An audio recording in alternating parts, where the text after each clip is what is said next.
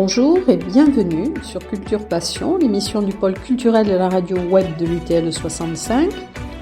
Culture Passion ou embarquement immédiat vers la galaxie Culture 65.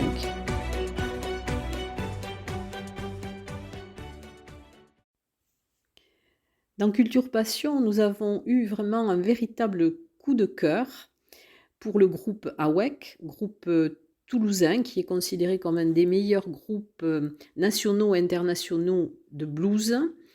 Nous avons rencontré pour l'interview, entre la balance et le concert qu'ils ont donné donc hier soir au Centre Albert Camus de Séméac, nous avons rencontré donc le chanteur et guitariste Bernard Selam et a participé également à l'interview Olivier Trébel qui est le batteur. Alors ce groupe est constitué de 4 membres. Il y a bien sûr Bernard Selam qui est le chanteur et guitariste. Il y a Olivier Trébel qui est à la batterie, Joël Ferron à la basse et Stéphane Bertolino qui est à l'harmonica. Et Stéphane Bertolino a été considéré comme un des meilleurs harmonicistes mondiaux. Alors c'est un groupe de grande qualité qui a vraiment au niveau musical une assise extraordinaire et nous avons été vraiment aussi impressionnés par leur simplicité et par leur enthousiasme car malheureusement le public n'était pas au rendez-vous comme dans beaucoup de salles maintenant et c'est un peu déplorable parce qu'il y a des spectacles de très très grande qualité. Il faudrait peut-être que les gens apprennent à sortir un peu plus. Alors nous allons vous laisser écouter l'interview qu'ils nous ont accordée, qui a été un petit peu raccourcie puisqu'il était l'heure du concert. Mais nous avons quand même eu une discussion, un échange très intéressant. Et ensuite, ils ont aussi, en première partie, donné une autre chance à Kevin Denard, donc, qui est un artiste local et qui, ce soir-là, effectivement, a joué du blues. Alors, je vais vous laisser écouter l'interview et vous verrez que cette interview va être aussi ponctuée de parties instrumentales ou chantées, puisque Bernard Selam m'a autorisé à passer quelques morceaux de musique pendant leur interview. Je vous les laisse écouter.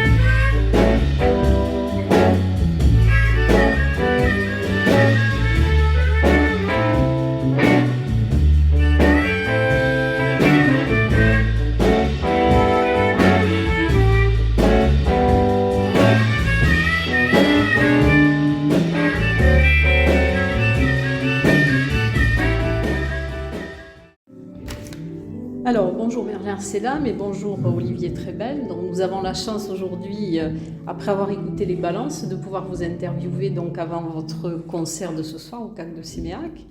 Donc, vous composez donc, le groupe AWEC, vous êtes 4 maintenant.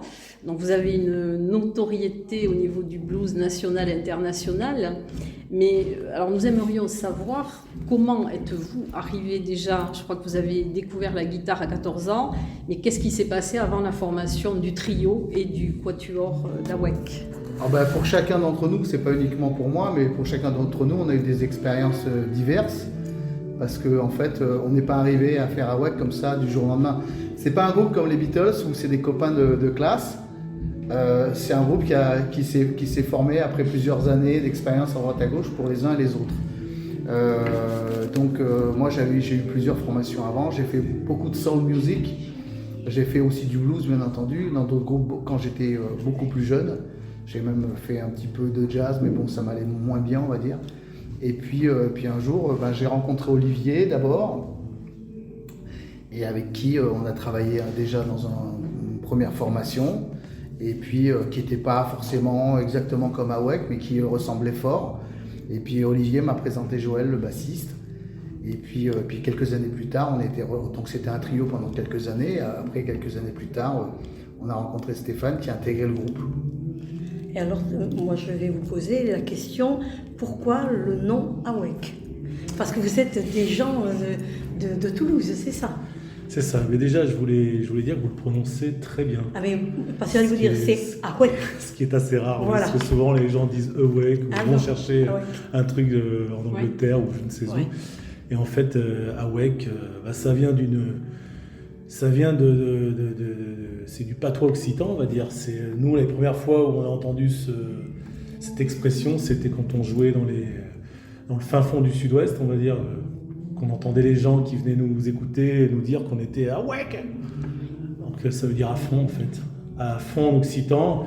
Et on l'a américanisé dans l'écriture, on l'a écrit à W-E-K, normalement ça s'écrit en 2 mots, hein, plus loin, je crois que c'est H-U-E-C, un truc comme ça. Ça veut dire à donf, à fond. Et puis au départ, il fallait trouver un nom, c'était un projet qui devait durer 3 mois, une saison d'été entre 2 projets. Justement, ce que disait Bernard, on avait un groupe plus important avant en termes de nombre de musiciens, on ne savait pas trop où on allait. On s'est dit on va monter un trio pour commencer, puis il fallait trouver un nom rapidement. Je crois qu'on a fait ça lors d'un repas où on a bien rigolé, qui était bien arrosé. Comme on entendait souvent Awek, on a dit on s'appelle Awek. C'est parti de là, on ne savait pas que 26 ou 27 ans après, on en serait là aujourd'hui. Mais ça vient de là, ça se dit bien Awek. Awek, oui. Alors quelles ont été vos influences musicales? Elles sont diverses. Elles traversent nos époques, notre temps, comme on dit. À savoir, c'est essentiellement pour nous tous, c'est toutes les musiques afro-américaines et ce qui en a aussi découlé, surtout ce qui s'est passé au Royaume-Uni dans les années 60, 70 aussi beaucoup, parce qu'en fait, on a été en France beaucoup influencé par ces musiques-là. Après, il y a d'autres musiques qu'on aime bien, mais je pense que les origines de la musique d'Awek, ça vient de là, quoi. Et alors, comment composez-vous? Alors, j'ai lu que vous composiez presque toujours en anglais. Alors, est-ce que le français, c'est difficile pour du blues? Disons que ça a fonctionné sur une chanson qu'on a enregistrée, qui s'appelle Ma chérie, où, c'est venu naturellement. Une composition, ça se fait comme ça. C'est une idée que vous avez, vous êtes en train de vous balader avec le chien, ou j'en sais rien, ou en train d'éplucher les patates, et puis vous avez une petite mélodie avec des mots qui se collent, et puis vous construisez ça tout doucement, puis à un moment donné, vous mettez avec la guitare ou le piano, ou j'en sais rien, et puis vous construisez les choses un petit peu plus précisément. Donc, mais pour que ça soit en français, le blues en français, il faut vraiment se le sentir très fort, quoi. Il y a des gens qui l'ont fait bien, mais qui n'ont pas fait un blues qui est complètement puriste, comme Paul Person ou Bill Durham, qui sont des chanteurs de blues français, bien entendu, excellents, bien plus connus que nous.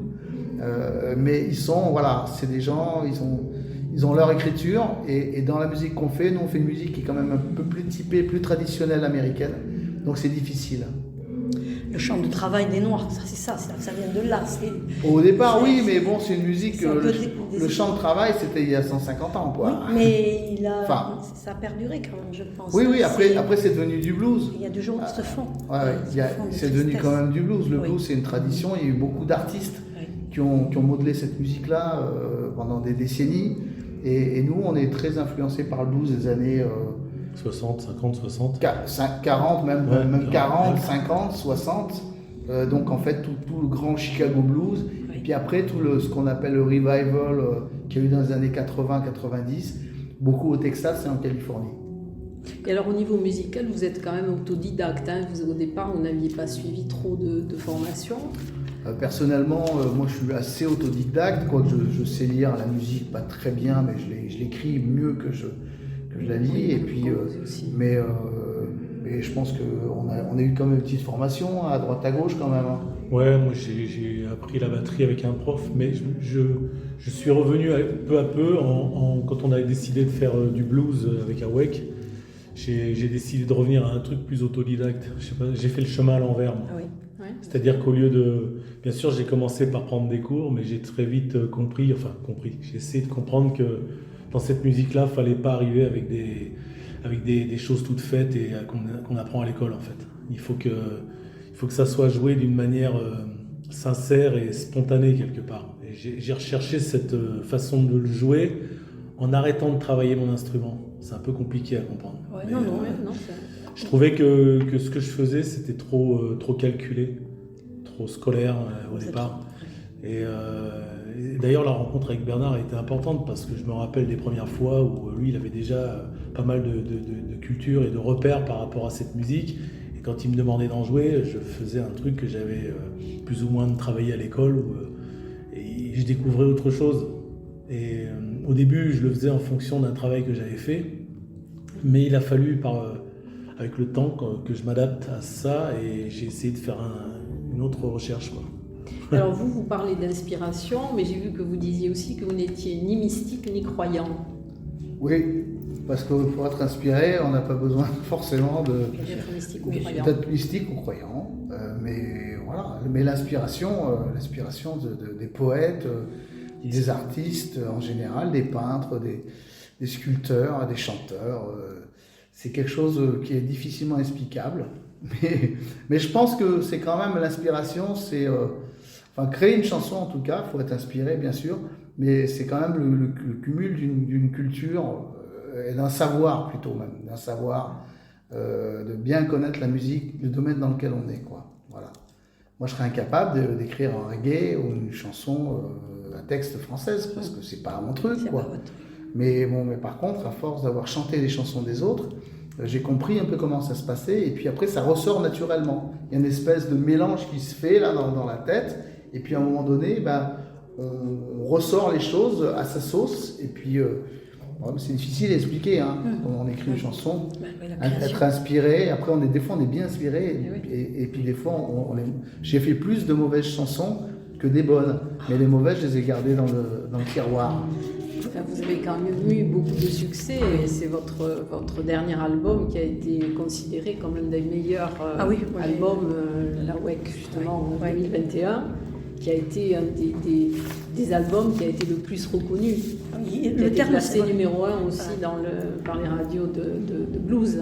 Oui, alors c'est vrai que ça nous est arrivé plusieurs fois d'être classé numéro 1, on en est très fiers, hein, très très heureux.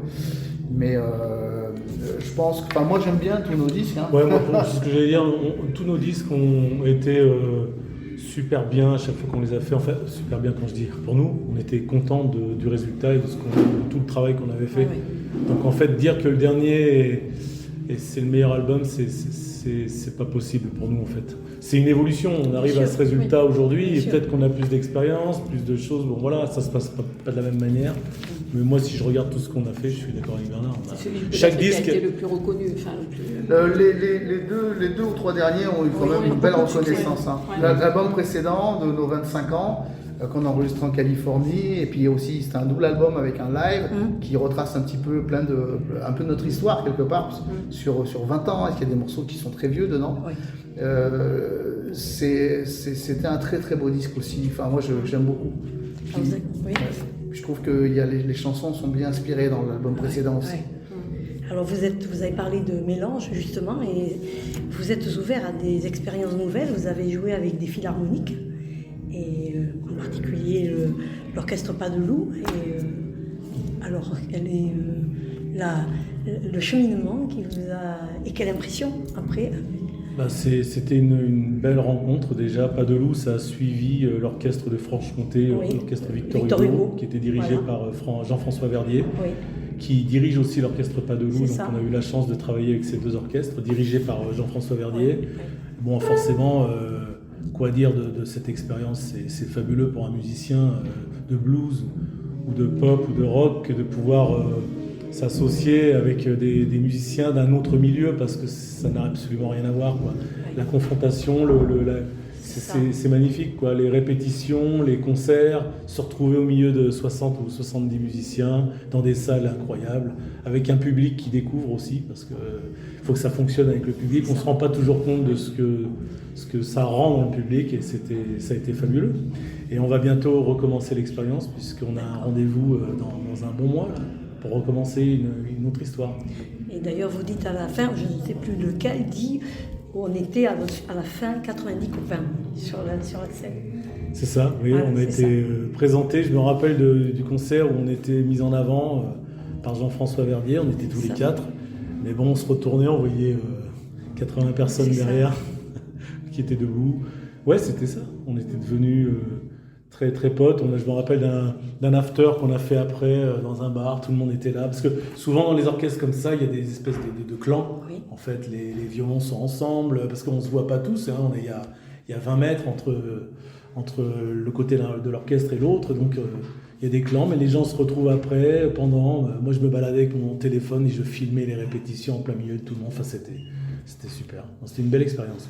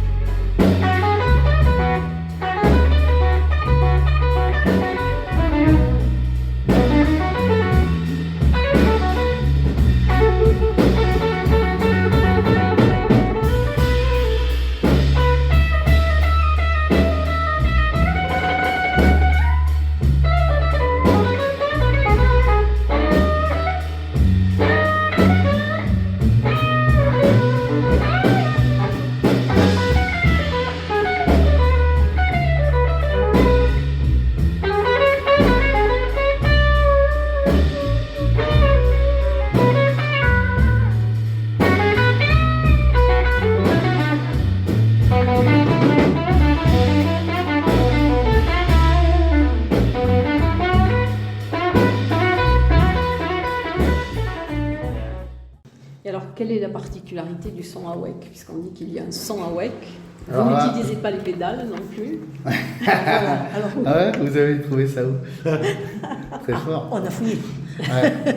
On a Non, trouvé. non, mais bon, il y a un son, c'est un son, c'est les 4 en même temps. C'est Ouais. c'est notre écoute, c'est s'écouter les uns les autres, le son AWEC.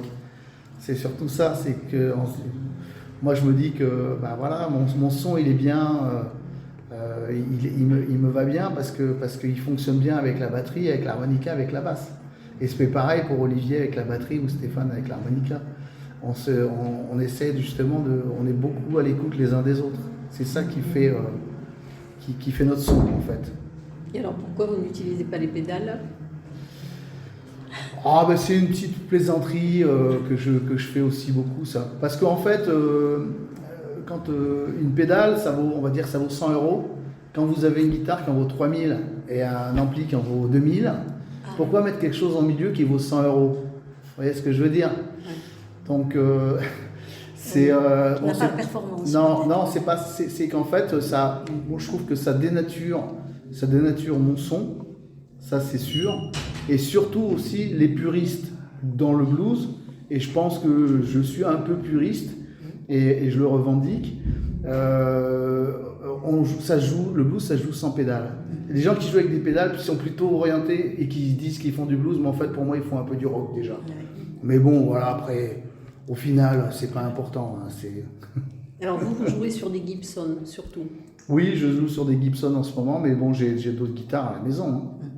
Ouais. J'aime bien toutes les guitares, moi. Et alors vos enregistrements donc aux États-Unis, qui ont été quand même avec des grands, enfin dans un studio qui est quand même très connu. Donc comment ça s'est passé? Pourquoi êtes-vous allé enregistrer là-bas? Bah, c'était l'envie d'une identité, en fait, de retrouver quelque part les origines, parce que bon, on les aura jamais, les origines, ça remonte trop loin, mais trouver cette espèce de son et cette espèce de façon de travailler différente aux États-Unis qu'en France. Et ça nous permettait aussi de voyager, de nous retrouver tous les quatre dans un autre contexte, un autre milieu, entourés par des gens très compétents et dans des studios compétents aussi. Et puis pouvoir travailler aussi avec des musiciens américains qu'on écoute sur des disques. On pouvait se permettre aussi de les inviter autour de nous pendant l'enregistrement. Donc c'était tout un tas de rencontres aussi. Ça nous a permis d'aller voir un peu ce qui se passait là-bas, de travailler avec eux et de se confronter à toute leur expérience en fait. Parce qu'en France, il y a de très bons studios, il y a de très bons musiciens, mais là-bas c'est un petit peu différent. Le blues, c'est quand même une musique qui vient des États-Unis. Nashville, Memphis. Exactement, entre autres.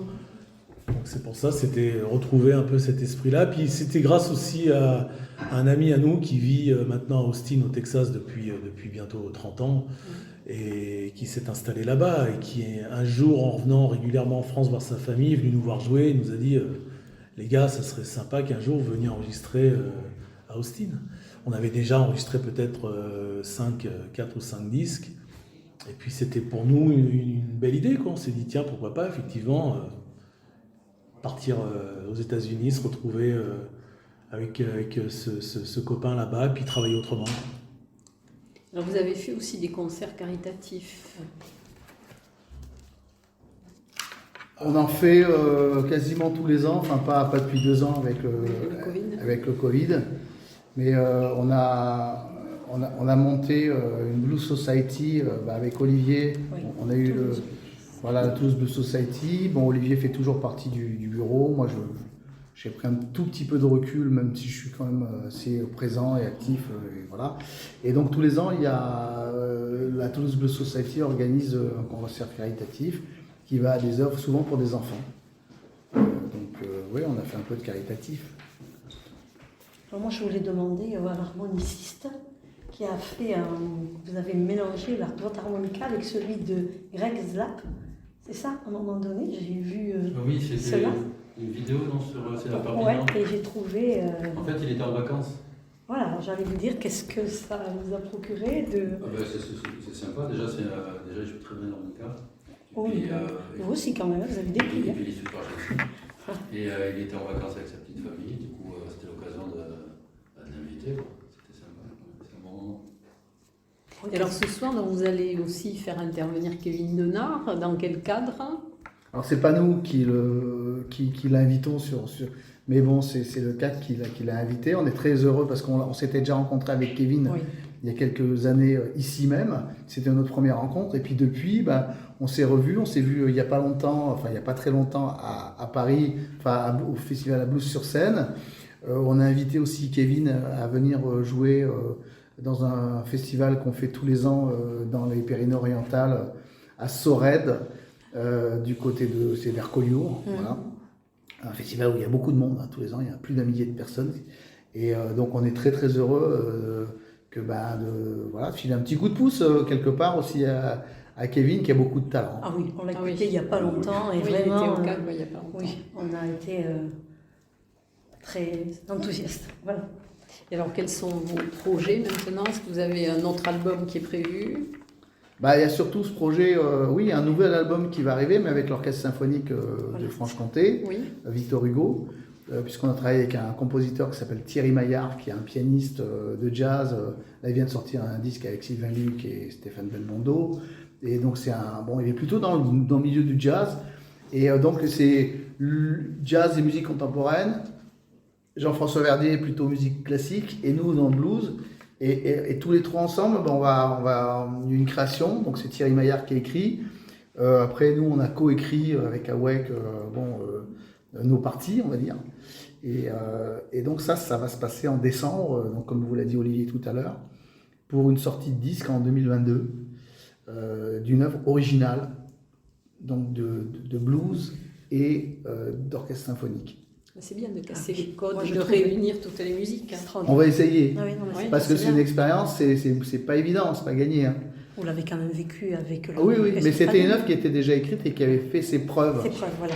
Parce que ça avait été enregistré chez Deutsche Grammophon à la fin des années 60, début 70. Voilà. C'est bien. Voilà, en tout cas, merci pour cette interview. Merci beaucoup. Merci. Merci infiniment. Merci beaucoup.